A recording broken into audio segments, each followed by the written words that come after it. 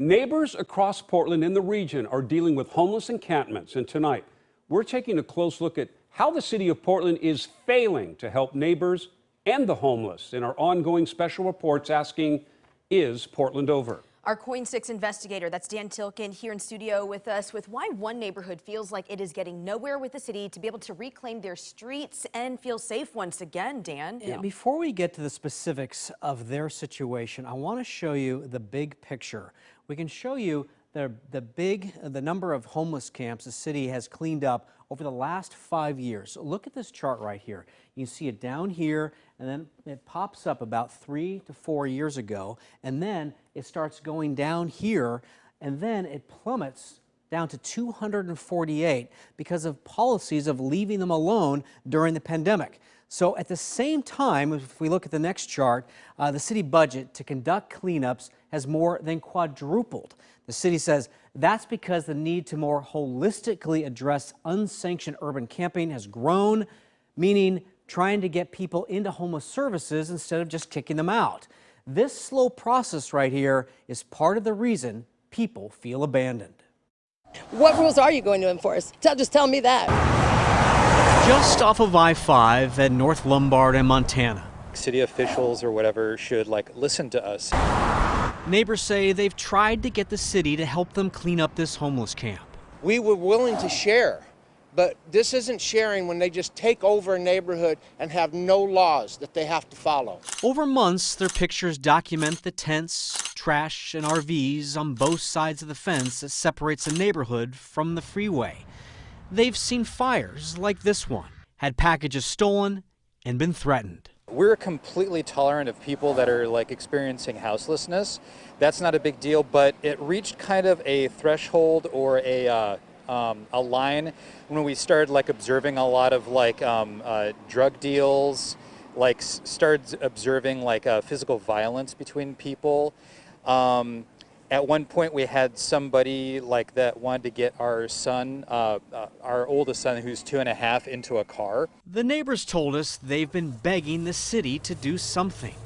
You can see on the city's website for reporting homeless camps, each dot represents complaint after complaint after complaint filed over weeks. Finally, in September, neighbors were told a cleanup was coming.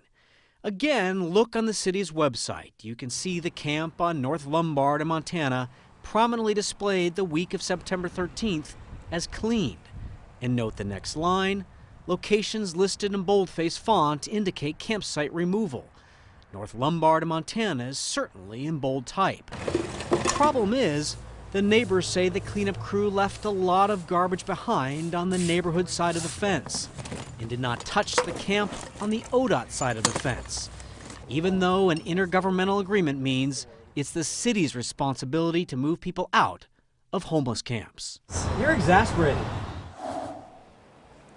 It's frustrating. I mean, I know everybody in the city is dealing with it, and it's just galling to me that they're lying now and saying they're removing these camps. So everybody else in the city, if they look at this website, says, oh, that camp got cleaned up, great. Sure didn't. The day we visited, the trash on the neighborhood side of the street was being cleaned up by Terrence Moses, who runs Neighbors Helping Neighbors. Need more people like you. You know, I just think that hopefully people see through me that we could be a little more compassionate and step outside of our comfort zone and help other folks.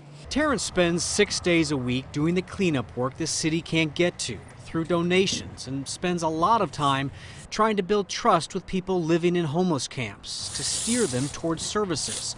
Terrence also understands why these neighbors are so frustrated. Where is government dropping the ball? A lot of things that the government is dropping the ball on is there's no urgency behind it. They're spending a lot of money on unnecessary types of trucks to do this kind of work. They spend a great deal of their time having to bag items because they use box trucks. And they're not funneling the money into the smaller organizations that are doing the big majority of the work. The neighbors complained to the city's one point of contact campsite reporting system, but we can show you why it's not that easy. At this camp, you can see electrical cords coming from a utility box to tents. At least one box says CenturyLink, which is now called Lumen. A spokesman told us, "We understand the community is frustrated, as are we. We have secured our cross boxes, including placing locks and chains on them. Unfortunately, we continue to see them damaged. It's important to us because the damage can potentially impact important services." Meanwhile, ODOT is responsible for the fence, locking the gate and fixing any holes. And again, ODOT can only clean up camps and garbage if the city works to move people out of the camps first. The people who are responsible for camp cleanups fall under Mayor Ted Wheeler's jurisdiction.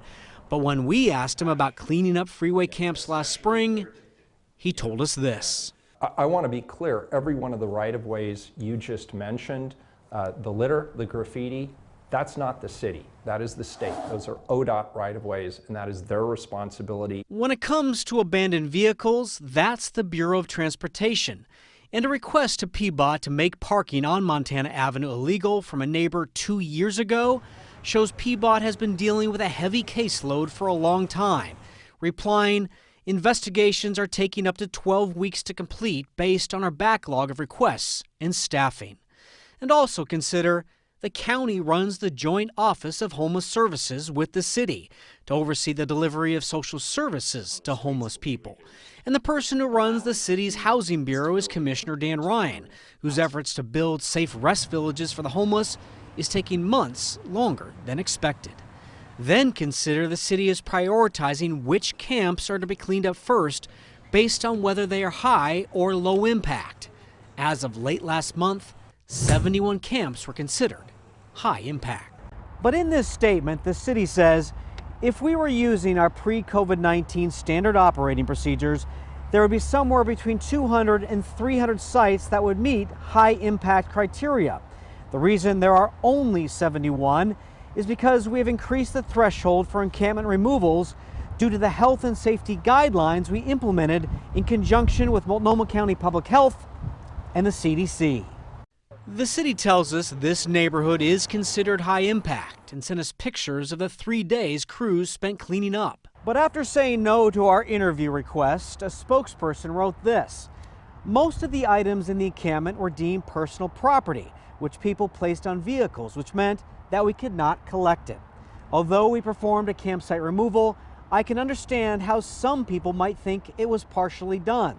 However, we have very strict guidelines about what we can and can't collect, and we always adhere to those guidelines. In regards to the encampment on the other side of the fence, each encampment is assessed and scheduled for removal if deemed necessary on an individual basis. But we have to prioritize the sites that pose the greatest health and safety risks to the community and can only work as much as our resources allow. I feel like you guys are in a loop. We are. We're definitely in a loop. This is a Band-Aid. These people who left here are now somewhere else in Portland doing the same thing they did to our neighbor, to other people. And I feel horrible about that because I mean, nobody deserves to live in the conditions that are now left here, even after they're gone. What you can't see on this report is the smell, and it's bad. Just days after we met with the neighbors and the street was cleared, RVs parked again. That was followed by these people, dressed in black, showing up in the neighborhood to show support for the homeless and leaving neighbors feeling intimidated. You said you're not going to surrender. I'm not. This is our home. We live here. We're not giving this up. We've got 2 little kids. If you would just see them one time walking down the street hand in hand, you would know why we're fighting for this. Such a fragmented process. I want to show you another reason the city is so overwhelmed and slow to respond. This is a citywide map of real-time complaints about homeless camps over the last month. Look at all the dots here. The latest report shows 992 reports in 1 week. That is not unusual if you show you the next graph. The week the neighborhood was supposedly cleaned up, 2004 new campsite reports identifying 123 active campsites throughout the city were made. 781 of those reports were about people living in their cars.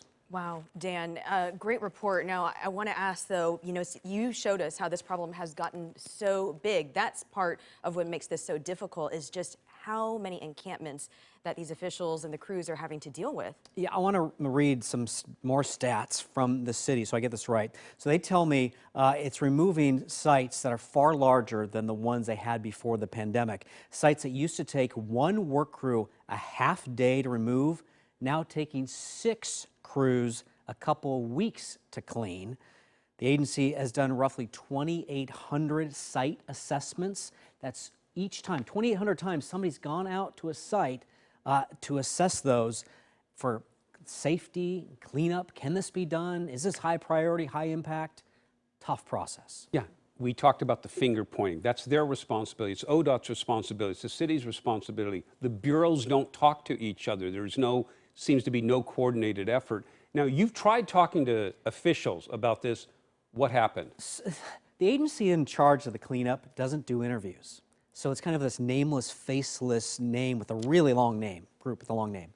So it goes to the mayor. We've asked the mayor multiple times for an interview about this, not heard back.